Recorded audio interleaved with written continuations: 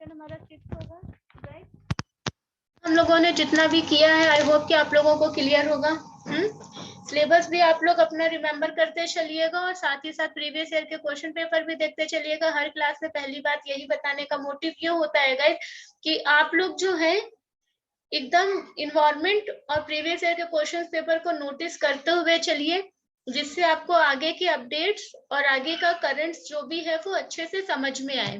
ठीक है, चलिए आज की हम लोग क्लास स्टार्ट करते हैं। फिर वही बात, पॉल्यूशन हम लोग कर चुके हैं। पॉल्यूशन में अभी तक आप देख रहे हैं कि हम लोग एयर पॉल्यूशन में चल रहे हैं और आज भी हम लोग एयर पॉल्यूशन ही कंप्लीट करेंगे। बट हमारा जितना करंट है एयर पॉल्यूशन का, जितनी टेक्नोलॉजी है, हार्ड एंड फास्ट जितने रूल है, हमारे जो मिनिस्ट्रीज है, जो डिपार्टमेंट्स है, जो भी हमारे इनिशिएटिव्स है, उसको हम लोग इसमें करते हुए चलेंगे। ठीक है, हमारे पढ़ने का मोटिव ये तो है नहीं गाइस कि हम आए हमने टाइप्स ऑफ पॉल्यूशन पढ़ाया, क्योंकि हम कोई एसएससी का एग्जाम तो देने जा नहीं रहे कि वहां पे टाइप्स ऑफ पॉल्यूशन आपसे पूछा जाएगा। आप जो है कंपटीशन की प्रिपरेशन में, और कंपटीशन भी आपका कैसा है, बहुत ही हाई लेवल का है एग्जाम आपका। ठीक है, इंडिया का फर्स्ट एग्जाम है यूपीएससी और सबसे बड़ा एग्जाम भी माना जाता है। तो हमें ये नहीं पढ़ना है कि what is the types of pollution and what is the pollution.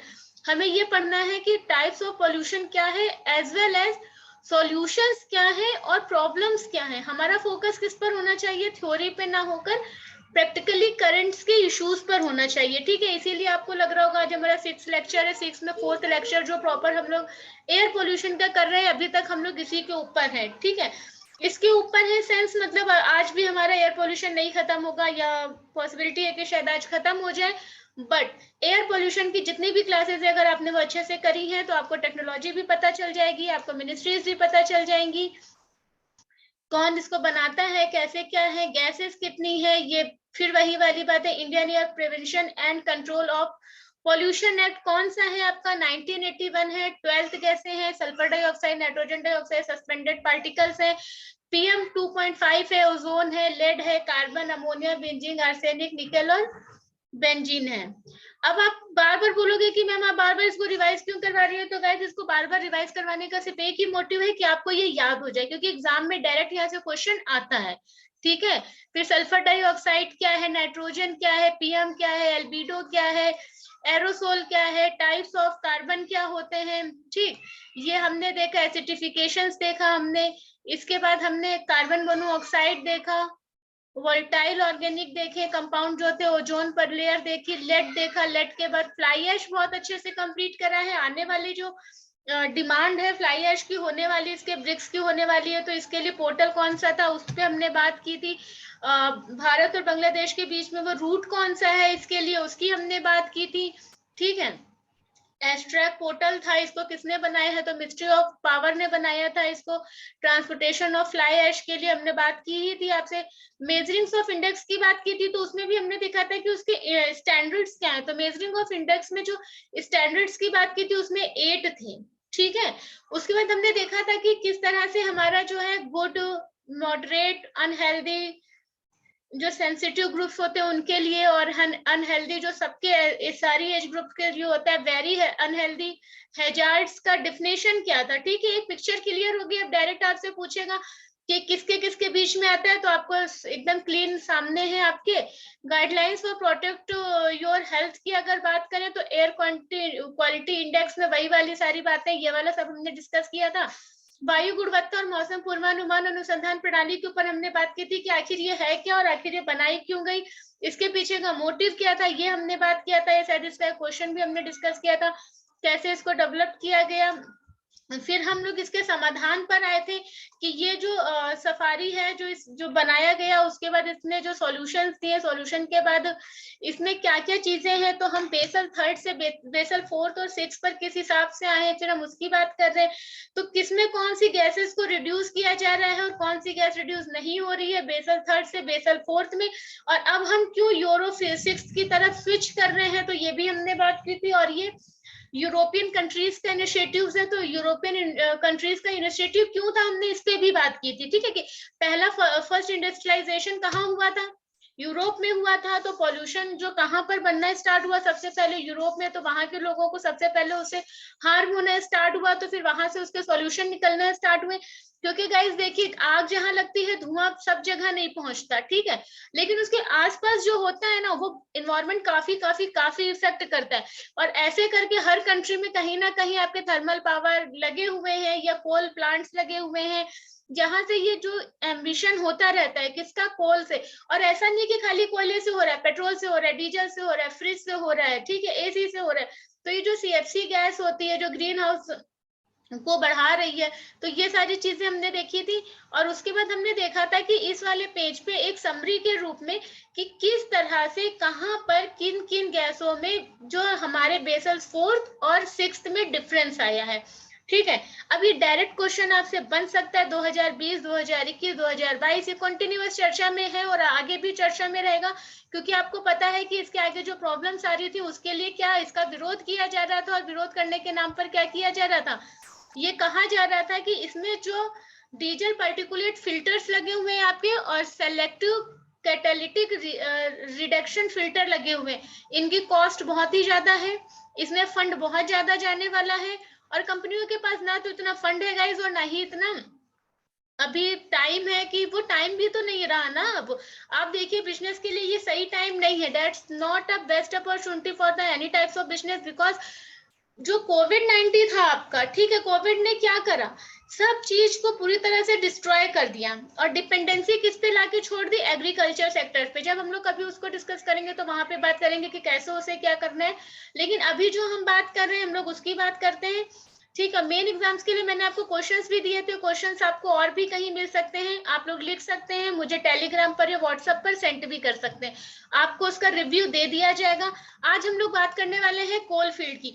तो कोल फील्ड की अगर हम बात करें तो आपको पता है कि जितना भी धुआं उठेगा सबका सब कहाँ जाएगा, आपका एटमॉस्फेयर में। एटमॉस्फेयर मींस क्या, वो पर्यावरण, वो वातावरण, वो इन्वायरमेंट, वो रहने योग्य जगह जहां पर हम आप स्पीसीज प्लांट्स सब क्या करते हैं, सरवाइव करते हैं, ठीक है। क्या कर रहे हैं गाइस, सबके सब सरवाइव कर रहे हैं।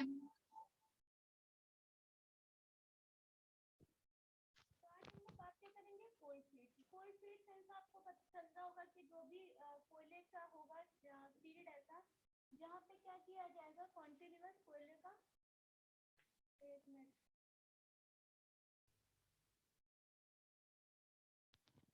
कोल्ड फील्ड आखिर होते क्या है, बात क्या है कि कोल्ड फील्ड होते क्या है, ठीक है।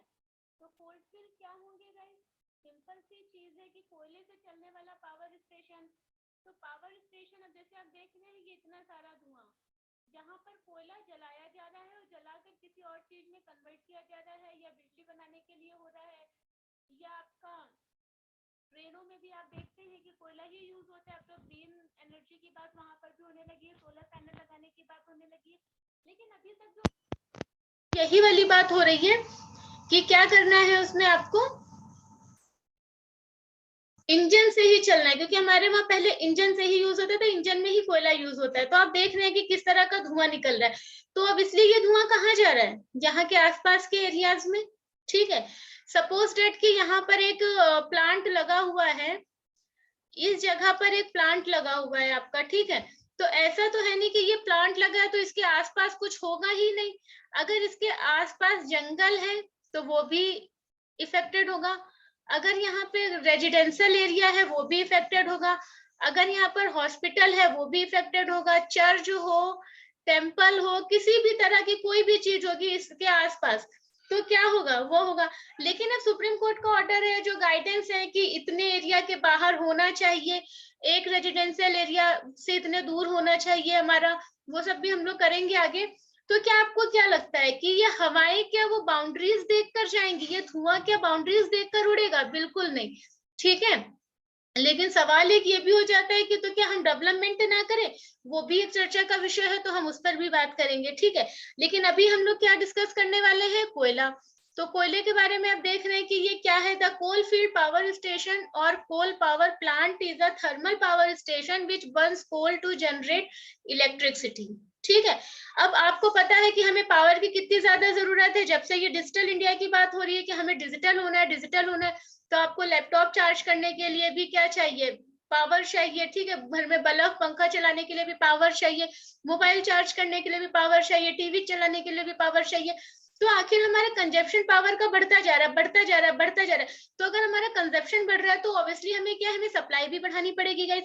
और अगर हमें सप्लाई बढ़ानी पड़ेगी तो उसके लिए क्या करना पड़ेगा, हमें मैन्युफैक्चर ज्यादा करना पड़ेगा।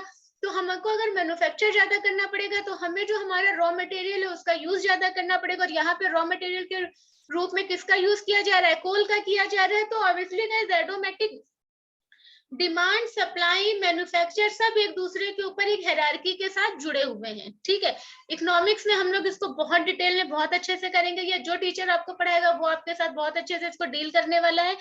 तो गाइज अब आप समझ चुके हैं कि thermal power station which burn coal to generate electricity. तो अगर बिजली बनाने के लिए हमें कोयले को जलाना पड़ता है तो आपको पता होना चाहिए जो कोयला जलाया जा रहा है वो इन्वायरमेंट में धुआं पैदा करेगा ही करेगा, जिसका मतलब है कि उससे CO2 आएगी ही आएगी इन्वायरमेंट में। और अगर वो नेचुरली इन्वायरमेंट में CO2 आएगी तो वो हमारे जो नेचर के अकॉर्डिंग हमारा जो क्लासिफिकेशन है एयर्स का, जो हमारी एयर का बैलेंस है वो डिसबैलेंस हो जाएगा। सिंपल सी चीज है। ठीक है, और उसके डिसबैलेंस होने का मतलब है कि फिर कोरल रीफ हो, चाहे ह्यूमन हो, चाहे एनिमल हो, बर्ड्स हो, चाहे कोई सभी कैटेगरी हो या किंगडम हो, उसके ऊपर इसका इफेक्ट गाइस पड़ने वाला है। ठीक है, इसीलिए हम इसको इतना डिटेल में पढ़ रहे हैं, क्योंकि एयर पोल्यूशन आप जानते हैं इस समय बहुत ही बड़ा चर्चा का विषय रहता है।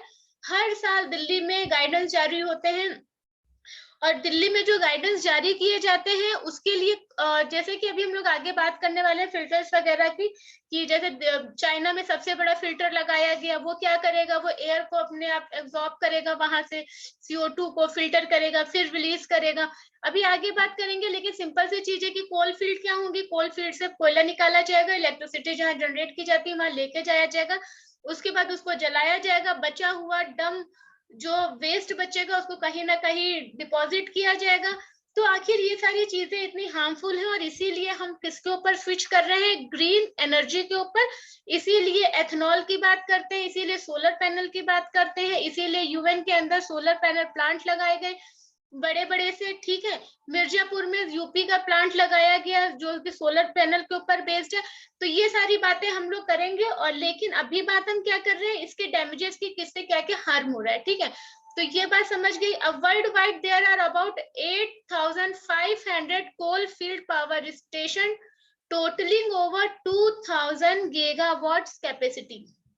आप सोचिए ये मतलब इमेजिन करके देखिए कि 8500 कोयला से चलने वाले बिजली स्टेशन है पूरी दुनिया में, 8500। ठीक है, 8,500 8,500 जिनकी कुल क्षमता कितनी है, 20,000 गीगावाट। ये क्या करते हैं, बिजली का उत्पादन करते हैं। तो इतना बड़ा प्लांट, इतनी ज्यादा मतलब 2,000 गीगावाट, समझ रहे हैं कि कितनी ज्यादा, कितना ज्यादा कंजप्शन है। उसके बाद डिजिटल इंडिया का जो नारा दिया जाता है उसमें इंडिया में भी कितना ज्यादा कंजप्शन बढ़ना जा रहा है। अच्छा, ये प्लांट लगे कहाँ कहाँ है, ठीक है, ये जो प्लांट्स हैं थर्मल पावर स्टेशन, ये लगे कहाँ कहाँ पर है, यहाँ पर हम इनकी चर्चा नहीं करेंगे। इसकी चर्चा ज्योग्राफी में होगी, एनर्जी के चैप्टर में होगी। ठीक है, लेकिन यहाँ नहीं होगी। यहाँ हमें क्या, हमें यहाँ पे मेंस आंसर राइटिंग, क्योंकि वो आपका प्री का है। ठीक, लेकिन इन्वायरमेंट में जो प्री का क्वेश्चन आएगा वो भी वहां से नहीं आएगा, वहां से वो ज्योग्राफी से आएगा, तो उसको हम लोग ज्योग्राफी में डील करने वाले हैं। अब हम लोग बात करते हैं कोल प्लांट की। अगर हम लोग बात करें कोल प्लांट की, ठीक है, तो coal plant are also considered to be the main causes of pollution. तो अब इतना ज्यादा धुआं अगर पैदा कर रहे हैं तो ऑब्वियसली इसको किसमें इंक्लूड किया जाएगा, प्रदूषण पैदा करने वाले कारकों में ही जाना जाएगा इसको। ठीक है, एक अनुमान के तहत प्रदूषकों एवं ग्रीन हाउस गैसों का लगभग 40% गाइस किससे आ रहा है, कोयला संयंत्रों से आता है। कोयला संयंत्रों को कम करने के लिए जो प्रयास किए गए हैं, अब उनको हम यहाँ पर देखेंगे। आई होप आपको क्लियर होगा कि कोल प्लांट क्या होता है, कोल फील्ड क्या होती है, कितना कंट्रीब्यूशन है उनका ऑल ओवर वर्ल्ड, ठीक है, प्लांट का, और कितना एम्बिशन करते हैं ये। इसीलिए CO2 की जो रिपोर्ट्स आती है ना, हर साल आती है, उसको हम लोग करंट में अपडेट करेंगे गाइस। हर साल वो रिपोर्ट आती है, CO2 पर आती है, ठीक है, एथेनॉल पर आएगी अभी आपकी कि उसके बेनिफिट्स क्या क्या होंगे, नाइट्रोजन पर आती है, यूवन बहुत सारी गैसों का, उसका ओजोन का भी even, and green house gas का भी, कार्बन डाइऑक्साइड का भी, और क्लोरोफ्लोरोकार्बन का भी, बहुत सारी reports per month, sorry per year जारी करता है, ठीक है। तो उसको हम लोग देखेंगे कौन जारी करता है, कैसे जारी करता है, क्यों करता है, उसके पीछे के एग्रीमेंट्स क्या क्या है, भारत उनका पार्टनर्स है कि नहीं है, क्योंकि बहुत सारे जो कन्वेंशन होते हैं भारत उनमें भाग लेता है, लेकिन एज अ ऑब्जर्वर लेता है, बहुत सारे होते हैं जिसमें वो एज अ मेंबर लेता है, ठीक है। तो इसका भी डिफरेंस हम लोग आगे समझेंगे, कहाँ पे समझेंगे। पहली चीज तो इसका डिफरेंस हम मेनली कहाँ समझते हैं, IR में समझते हैं। दूसरी बात, इसका डिफरेंस हम लोग यहाँ पर भी समझेंगे। क्यों समझेंगे, क्योंकि हमें जो कोप की जो मीटिंग्स होती है ना, उनका डिफरेंस जब हम लोग देखेंगे, CBD का हो चाहे आपका CPCP का हो, ये वाले जो है ना क्लाइमेट चेंज वाले एग्रीमेंट्स, उनमें हम लोग देखेंगे, ठीक है। अब कार्बन कैप्चर स्टोरेज, तो कोल प्लांट हमने समझ लिया, तब हम लोग देखेंगे कि आखिर कार्बन कैप्चर स्टोरेज है क्या। बिल्कुल सिंपल सी टेक्नोलॉजी है कार्बन स्टोरेज वाली। आपकी क्या करना है इसमें, कुछ नहीं करना है गाइस, जहां से CO2 एमिट हो रहा है उसको वहां से कैप्चर करना है और ऐसी जगह पे लेके जाके इसको डिपॉजिट कर देना है जहां पर, जैसे माइनिंग के खुले, जैसे कि वो पड़े हो खाली, ठीक है, गड्ढे जिसको बोला जाता है, गैस जहां से गैस निकाल गई है वो खाली पड़ा हो, तेल फील्ड हो, ऐसी जगह पे उनको ले जाकर भर देना है, ठीक है। प्राकृतिक कार्बन कैप्चर के रूप में मैंने बताया था ग्रीन कार्बन और ब्लू कार्बन, जिसमें हम लोग बात किसकी करते हैं गाइस, बात इसमें हम लोग करते हैं ग्रीन कार्बन कैप्चर में पेड़ों और समुद्रों की, क्योंकि ये क्या करते हैं, ये CO2 को एब्जॉर्प्शन करना स्टार्ट कर देते हैं, ठीक है। इनको कहाँ डिपॉजिट किया जाएगा, जो खाली खदानें होती हैं, इनको ऐसे तेल या पेट्रोलियम की जगह भी यूज किया जाता है कि मान लो कि पेट्रोल वगैरह यहाँ पर है और ये बहुत ज्यादा गहराई में है, तो हम CO2 यहाँ पे डाल देंगे, कार्बन डाल देंगे, तो ये जब नीचे फिल होती जाएगी तो तेल या पेट्रोल ऊपर आता जाएगा। इसको ऐसी जगह पर भी यूज किया जा सकता है, ठीक है। तो ये हो गया आपका कार्बन कैप्चर वाला। ये देखिए किस तरह से इसको फिल करते हैं, कार्बन डाइऑक्साइड है, एक्वाफायर है, ये देखिए CO2 डिस्चार्ज हो रहा है, स्टोर फैसिलिटीज है, उसको मशीनें लगाई जाती हैं बड़ी बड़ी, ये भी काफी कॉस्टली पड़ता है, तो इसको करते हैं, फिर इसको ट्रांसपोर्ट करके ले जा रहे हैं और जहां पर इसकी जरूरत है वहां पर इसको ले जाकर डिपॉजिट कर देंगे। डिपॉजिट करने का तरीका है कि ओशन सीक्वेंसिंग प्लेटफॉर्म, जैसे जहां पर इसको डिपॉजिट करना है वहां पर भी एक मशीन लगी होगी जो क्या करोगी, उसमें डाला जाएगा और फिर नीचे इसको प्रेस किया जाएगा। इसको जब प्रेस किया जाता है तो नीचे से जो मटेरियल होता है वो ऊपर की तरफ आ जाता है और अगर खाली होता है तो ये वहीं पर डिपॉजिट हो जाता है, ठीक है। उसके बाद हम लोग बात करेंगे गैसिफिकेशन ऑफ कोल की। तो आई होप कि आप लोगों को कार्बन कैप्चर स्टोरेज समझ में आ गया होगा। अब हम लोग बात करने वाले हैं कोयले का गैसीकरण। तो कोयले का गैसीकरण कैसे होता है, वेरी सिंपल, कि यदि भूमिगत कोयले को धीरे धीरे जलाया जाए, सिंपल सा है, इसको समझिएगा, बहुत ज्यादा नहीं। इसके ऊपर डायरेक्ट क्वेश्चन है 2018 वगैरह में पूछा हुआ है, ठीक है। इस पे 2018 या 19 में ही गैसिफिकेशन पे क्वेश्चन आया हुआ है आपका टेक्नोलॉजी के ऊपर, मुझे एग्जैक्ट याद नहीं है, 17 भी हो सकता है, लेकिन अगर आप लोग प्रीवियस ईयर का क्वेश्चन पेपर देखेंगे तो आप वहां से इस चीज को समझ पाएंगे, ठीक है। अब देखिए क्या हो रहा है, ये देखिए नीचे कोयला था ना, भूमिगत यानी ग्राउंड कोल जो होता है उसमें क्या किया जाता है, धीरे धीरे कर कर ना गैसों का एक मिश्रण प्राप्त होता है वहां से, ठीक है।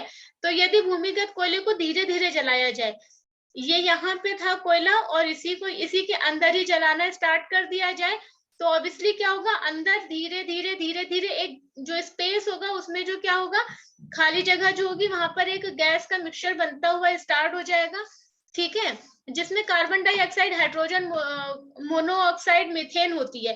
तो ये चार गैसों का नाम याद रखिएगा। कार्बन डाइऑक्साइड, जब कोयला नीचे जल रहा है तो क्या क्या मिल रहा है, कार्बन डाइऑक्साइड मिल रहा है, हाइड्रोजन मिल रहा है, मोनोऑक्साइड मिल रहा है, कार्बन मोनोऑक्साइड मिल रहा है, और आपका मीथेन मिल रहा है, ठीक है। Carbon dioxide, hydrogen, carbon monoxide, methane, these gases taken out by other gas, ठीक है। तो यहाँ पे आपको मिलेगा इन गैसों को एक अन्य गैस के द्वारा बाहर निकाला जाता है, ठीक है। तो इसको बाहर निकालने के लिए भी क्या होता है, अब यहाँ पे जल गया है, यहाँ पे जला है, अब इसको निकाला जाएगा बाहर। इसको जब बाहर निकाला जाएगा, और मीथेन का प्रयोग गैस के रूप में किया जाता है, इसे अंडरग्राउंड गैसिफिकेशन कहते हैं। यानी अंडरग्राउंड गैस, वो अंडरग्राउंड कोल गैसिफिकेशन क्या होगा, कोयले को बाहर निकाले बिना, समझिएगा, ठीक है। कि जैसे ये कवर है ना, सॉरी, जैसे ये कवर है ना, तो जैसे मोबाइल और कवर के बीच में एक देखिए लेयर है, तो इसको हम कवर हटाए बगैर ही इसके अंदर इसको जलाना स्टार्ट कर दें और फिर देखें कि क्या होता है। तो ऑब्वियसली जैसे कभी कभी कमरे में भी देखा है कि हम लोग बाहर आग में लगाकर कमरे में ही लगा देते हैं, कुछ जल वगैरह जाता है, तो नीचे ग्राउंड वाटर में ही, सॉरी ग्राउंड में ही कोल को ही जलाना, जलाने के बाद उसके जो गैसेस वहां पे फ्री इन्वायरमेंट में जो डिपॉजिट हो रही होंगी उसको निकाल लेना ही क्या कहलाता है, गैसिफिकेशन कहलाता है। सिंपल सा मेथड है, ठीक है। और इससे क्या होगा, इससे आप समझिए ये इन्वायरमेंट में नहीं आ पाएगी, क्योंकि हम जब इसको निकालेंगे तो कैप्चर कर लेंगे, ठीक है। जब हम इसको निकालेंगे तो इसको हम कैप्चर कर लेंगे। इसका मतलब है कि अगर हम फ्री फील्ड में जलाते, अर्थ पे जलाते तो क्या होता, हम जब तक उसको कैप्चर करते वो कुछ ना कुछ किसी ना किसी फॉर्म में वो कहाँ हो जाता, इन्वायरमेंट में फैल जाता, ठीक है। लेकिन हम अगर ऐसा करेंगे तो ये देखिए 2 पॉइंट है और यहीं से ये जाएगा आएगा, तो ये इन्वायरमेंट में रिलीज नहीं हो पाएगा, ठीक है। और मीथेन का प्रयोग तो आपको पता है गैस के रूप में किया जाता है, इसे अंडरग्राउंड गैसिफिकेशन कहते हैं, ठीक है। आई होप ये टर्मिनोलॉजी आपको क्लियर होगी।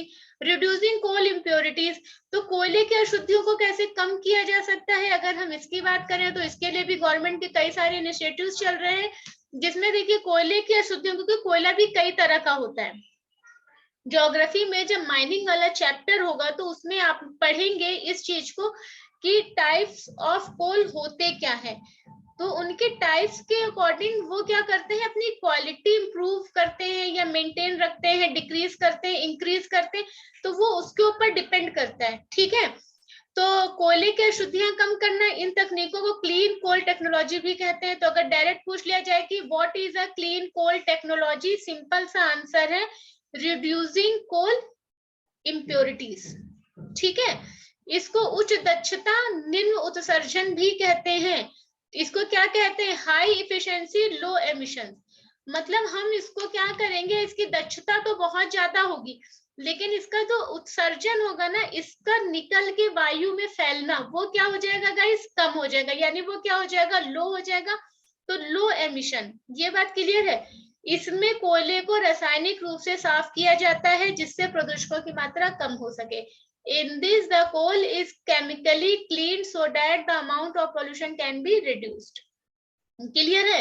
एक क्वेश्चन लिखिएगा आप लोग, पर्यावरण प्रदूषण के बाद कोयला खनन आवश्यक है, परीक्षण कीजिए। मैंने बोला ना कि डेवलपमेंट कर रहे हैं, तो इसका मतलब ये थोड़ी है कि मतलब हम इन्वायरमेंट पे ध्यान नहीं देंगे, ये इन्वायरमेंट हमारा जो है इम्बैलेंस हो रहा है तो हम डेवलपमेंट नहीं करेंगे। तो ये वही वाली बात है कि पर्यावरण प्रदूषण के बाद भी, मतलब जो इन्वायरमेंटल हार्म्स हो रहे हैं उसके बाद भी कोयला खनन आवश्यक है, वाई, है ना।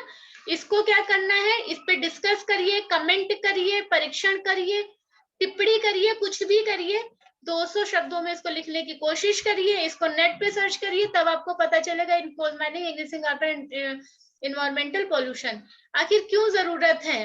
तो इस पे सिंपल सी चीज है, बिजली बनाने के लिए जरूरत है, गाड़ियों में भी ईंधन के लिए जरूरत है, रेलगाड़ी के लिए भी जरूरत है, बहुत सारे पावर प्लांट्स है जिनके लिए भी जरूरत है इसकी, और जिसको हम एक बैग हटा नहीं सकते, लेकिन हाँ धीरे धीरे धीरे धीरे इसके जो यूजेस है उनके ऊपर की जो डिपेंडेंसी है उनको धीरे धीरे धीरे धीरे रिड्यूस कर सकते हैं। लेकिन अगर कोई ये सोचे कि अब ये ऐसा हो रहा है तो हम कर पाएंगे, नहीं। आई होप कि यहाँ तक आप लोगों को बिल्कुल क्लियर होगा। अब हम लोग आते हैं graded response action plan.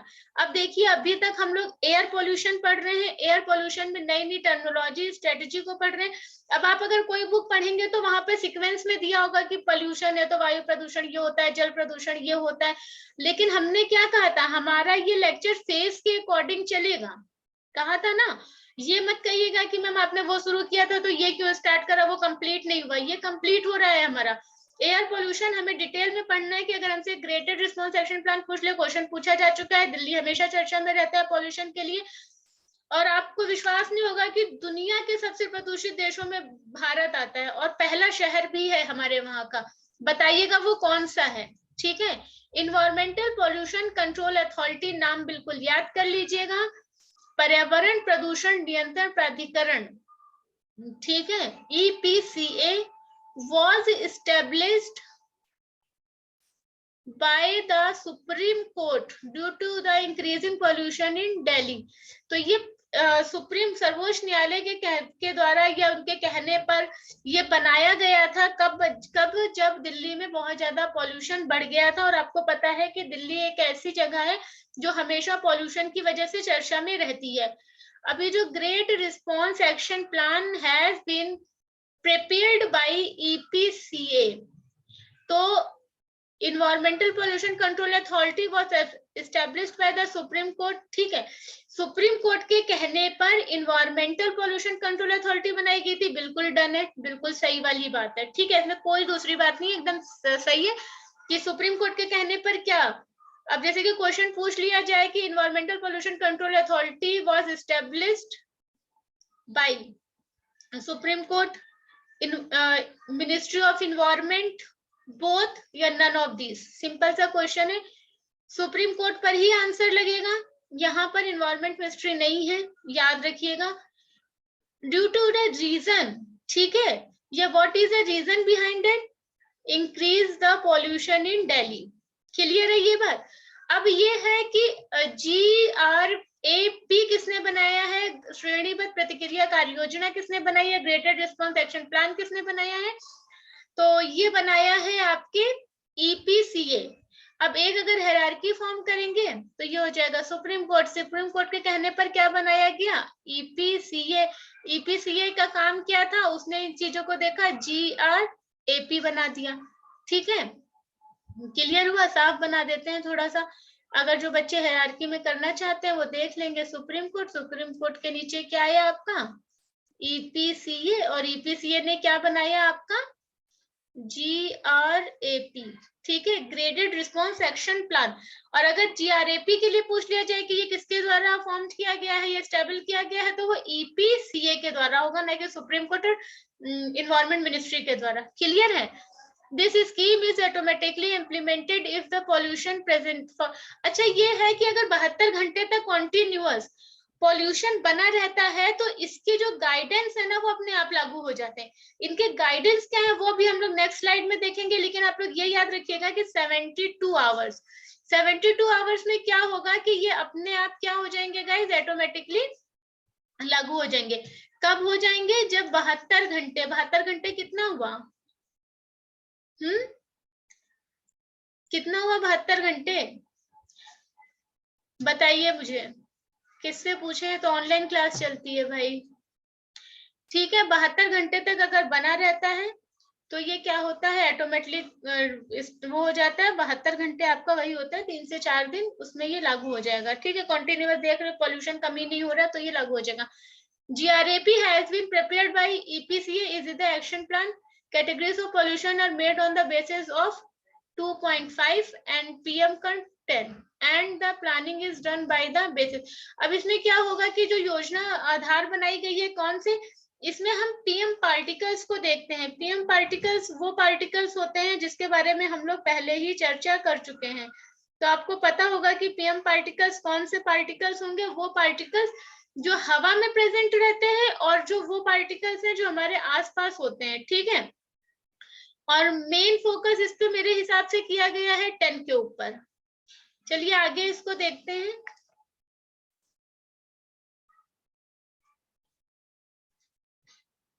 Well, how the government will work to curb bad air. ठीक है, तो मॉडरेट होती है, वेरी पुअर होती है, सेवियर होती है और इमरजेंसी होती है।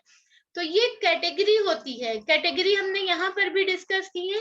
कैटेगरी आप लोग समझिए, मॉडरेट टू पुअर, मतलब मध्यम से बेकार वाली स्थिति, इसमें पीएम कण कितने होंगे, 2.5 से वाला जो होगा वो 16 से 120 होगा, और पीएम 10 101 से 350 होगा। ठीक है, इसको यहाँ पर समझते हैं हम लोग कैटेगरी वाइज एक्शन प्लान, श्रेणी के मुताबिक एक्शन प्लान। अच्छा, एक्शन प्लान फिर से क्वेश्चन पूछिए अगर आप लोगों से कि किसने बनाया है, तो आप लोगों को क्लियर होना चाहिए। ईपीसीए ने बनाया है। ईपीसी किसने बनाया है, वो सुप्रीम कोर्ट के कहने पे बनाया गया था। सुप्रीम कोर्ट ने किन कंडीशंस में ये ऑर्डर दिए थे कि इन्वायरमेंटल पोल्यूशन कंट्रोल अथॉरिटी का गठन किया जाए, वो था जब दिल्ली में पोल्यूशन बहुत ही ज्यादा बढ़ गया था। ठीक है, इसके गाइडलाइंस ऑटोमेटिक कब लागू हो जाते हैं, तो 72 घंटे में अगर पोल्यूशन कम नहीं होता है तो इसके गाइडलाइंस अपने आप लागू हो जाते हैं।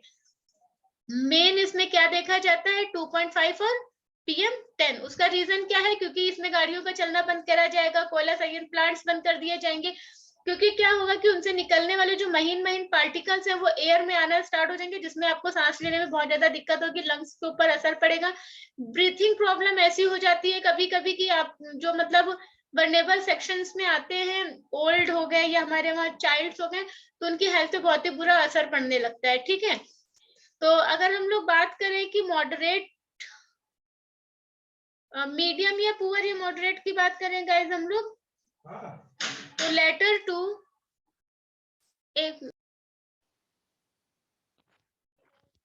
कैटेगरी वाइज अगर हम इसको डिफाइन करेंगे, तो अगर हम लोग मीडियम से पुअर की बात करें, तो letter to Delhi to stop burning of waste in NCR.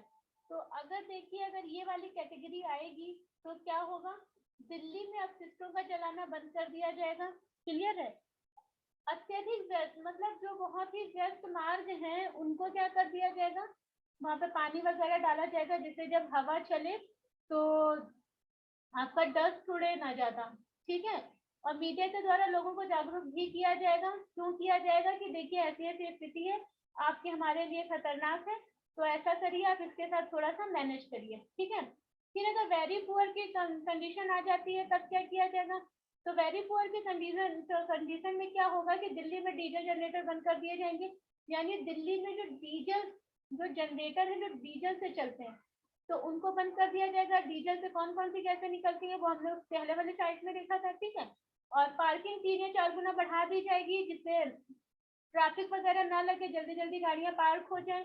सार्वजनिक यातायात की सुविधा बढ़ा दी जाएगी कि आप अपने पर्सनल जो व्हीकल्स हैं उनका यूज ना करें, और होटलों में लकड़ी जलाने पर प्रतिबंध लगा दिया जाएगा। ठीक है, ये वेरी पुअर तक की सिचुएशन हो जाएगी। फिर आपका आएगा गंभीर यानी सेवेरी सिचुएशन, इसमें ईंट भट्टों को भी बंद कर दिया जाएगा कि भैया अब आप लोग की प्रोडक्शन थोड़े दिन रोक दीजिए, क्योंकि नॉर्मल बहुत ज्यादा पॉल्यूट हो रहा है। पत्थर काटने की मशीनों को बंद कर दिया जाएगा। आपको पता है अगर पत्थर काटे जाते हैं तो उससे तो बहुत ही ज्यादा क्या निकलती है, बारीक वाली धूल निकलती है। ठीक है, बादलपुर कोयला संयंत्र अगर पूछ लिया जाए कहाँ पर है, तो ऑब्वियसली बादलपुर कोयला संयंत्र दिल्ली में है, तो इसको भी बंद किया जाएगा कि अब इसमें भी काम ना चले, और सार्वजनिक परिवहन को बढ़ावा दिया जाएगा। फिर क्या करेंगे हम लोग, पब्लिक ट्रांसपोर्ट को बढ़ावा देंगे, जिससे आप अपने व्हीकल्स को लेके ना निकले। व्हीकल्स में क्या किया आपने देखा होगा कि एक गाड़ी में जैसे 4 व्हीलर लेके जा रहे हैं तो एक ही है तब भी लेके चले जा रहे हैं। ठीक है, 2 व्हीलर है तो उसको भी लेके जा रहे हैं। अगर पेट्रोल महंगा होने के बाद भी कुछ लोग बिल्कुल नहीं मानते और बार बार गाड़ी घुमाते रहते हैं टहलने घूमने के चक्कर से, तो मना कर दिया जाएगा कि आप रुको और पब्लिक ट्रांसपोर्ट को क्या करो, बढ़ावा दो। अगर आपातकाल की स्थिति लग जाए, इमरजेंसी, केजरीवाल याद होगा वो एक कॉन्सेप्ट लेकर आए थे इवन और ऑड का, कि एक दिन इवन गाड़ियां चलेंगी और एक दिन ऑड गाड़ियां चलेंगी। ठीक है, तो दिल्ली में डीजल ट्रकों का प्रवेश ही बंद कर दिया जाएगा। जो रात में ट्रक वगैरह चलते हैं उनको वो रोका जाएगा।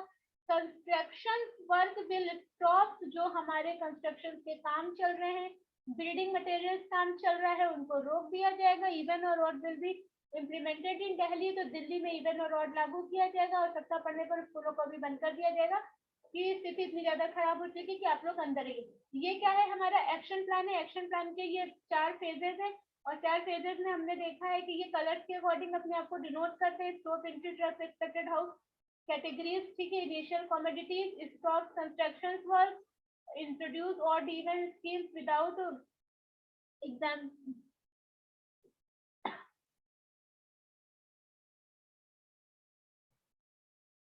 एक्सेप्शन। ठीक है, ये सारी बात हो जाएगी। अब हम लोग क्या बात करेंगे, देखिए ये वाले प्लान्स आप लोग याद रखिएगा। अब हम लोग आते हैं अपने नेशनल क्लीन एयर प्रोग्राम पे। तो ये क्या होता है, अभी तक देखिए हम लोग एयर को ही मतलब कि प्योर करने की बात कर रहे हैं। उसी सीक्वेंस में एक हमारा आता है नेशनल क्लीन एयर प्रोग्राम। एक क्या है हमारा ईपीसीपी जो कर रहा है वहां पे, ठीक है, कार्बन को कैप्चर कर लो। ग्रेड रिस्पॉन्स एक्शन प्लान क्या है, इससे हमने डिस्कस करा, दिल्ली के लिए बनाया गया ये ऑटोमेटिक 72 घंटे पे जारी हो जाता है अपने नेशनल क्लीन एयर प्रोग्राम। तो ये क्या होता है, ये बनाया किसने है, कब बना है, इसका मेन टारगेट क्या है, इसे किस तरह से ये यूज होगा, इसमें फोकस किसके ऊपर किया गया है, ये सारी बातें हम लोग करेंगे। In January 2019 the ministry of environment forest and climate change, environment से रिलेटेड मिनिस्ट्री ही इसमें इन्वॉल्व होगी, launch the national action programme. अब देखिए यहाँ पे डिफरेंस समझिएगा, अगर आपसे पूछ लिया जाए, ईपीसीपी की बात की थी ना हमने, ईपीसीपी तो है ये, हाँ ये देखिए, अगर हम लोग इसकी बात करें कि इसको किसने बनाया है,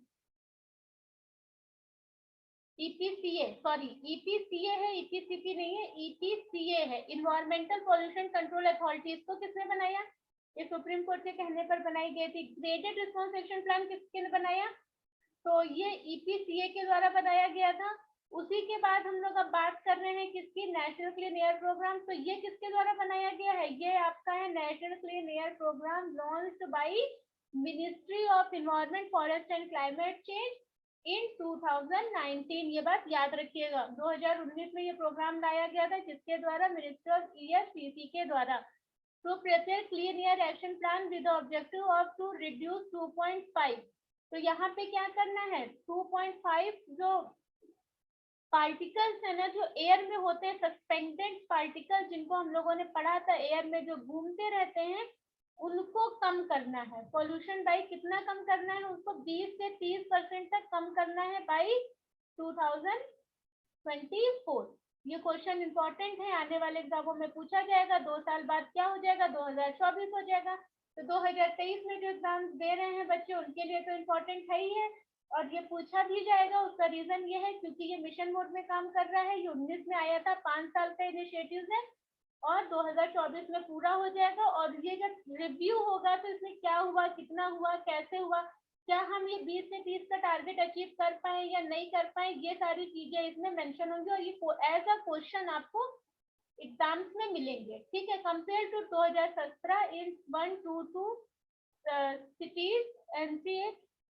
अब इसमें क्या होगा, 2017 तक 122 शहरों में इसे कम करने का लक्ष्य रखा गया था, ठीक है। सिंपल सी चीज है। नेशनल क्लीन एयर प्रोग्राम किसने बनाया है, ministry of environment forest climate and change ने। कब बनाया, 2019 में बनाया। 5 साल का प्रोजेक्ट है, 2024 तक लेके जाना है। कितने परसेंट का टारगेट है, 20 से 30% तक किसको कम करना है, पीएम पार्टिकल्स 2.5 को। क्लियर है, यहाँ से आगे बढ़िए। ये क्या है, नेशनल क्लीन एरिया प्रोग्राम। तो ये सारे इनके प्रोग्राम्स हैं, ठीक है। हिंदी इंग्लिश का प्लीज इसमें थोड़ा सा इशू मत करिएगा। National clean air program guideline for indoor air pollution. इसमें क्या होगा, अगर पॉल्यूशन है तो आप घर में रहिए। मोर मॉनिटरिंग स्टेशन, जहाँ से ज्यादा पॉल्यूशन हो रहा है उनको मॉनिटर किया जाएगा, ठीक है। रिसोर्स अपॉइंटमेंट स्टडीज, तो जो रिसोर्सेज है उनको देखा जाएगा। सेट द नेशनल इन्वेंटरीज, ठीक है। पब्लिक पार्टिसिपेशन को बढ़ाया जाएगा, प्लानिंग और इम्प्लीमेंटेशन पे फोकस किया जाएगा। बहुत सिंपल सिंपल से इसमें गाइडेंस है। अब अगर आपसे क्वेश्चन पूछे गए कि हाल ही में ईपीसीए ने दिल्ली एनसीआर में वायु प्रदूषण के लिए जीआरएपी योजना तैयार की है, इस योजना की व्यवहारिकता पर चर्चा करें। देखिए ये 2 बार टाइप हो गया, पैनिंग मत कीजिएगा अगर वैसा ऐसा। इस योजना की व्यवहारिकता पर चर्चा कीजिए, ठीक है। तो recently EPCA has prepared GRAP scheme for the air pollution in Delhi NCR, discuss the feasibility of this plan. तो इसके बारे में हमें क्या, इसकी व्यवहारिकता पर हमें क्या करना है गाइस, चर्चा करना है, ठीक है। यहाँ तक का हमारा हो गया है। एयर फिल्टर्स क्या होते हैं गाइस, इनको हम लोग कल डिस्कस करेंगे, ठीक है। आप लोग इतना करिएगा, दो क्वेश्चन हो चुके हैं, उनको लिखिएगा। कल एयर फिल्टर के बाद मुझे लग रहा है कि हमारा जो है ये वाला टॉपिक कंप्लीट हो जाएगा, एयर पोल्यूशन।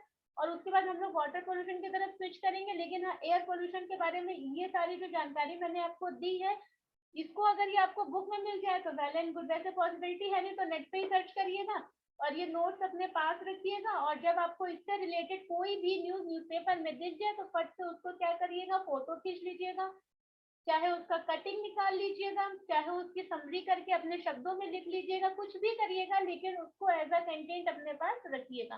ठीक है, चलिए गाइस, आज के लिए इतना ही, कल मिलते हैं हम लोग, बाय।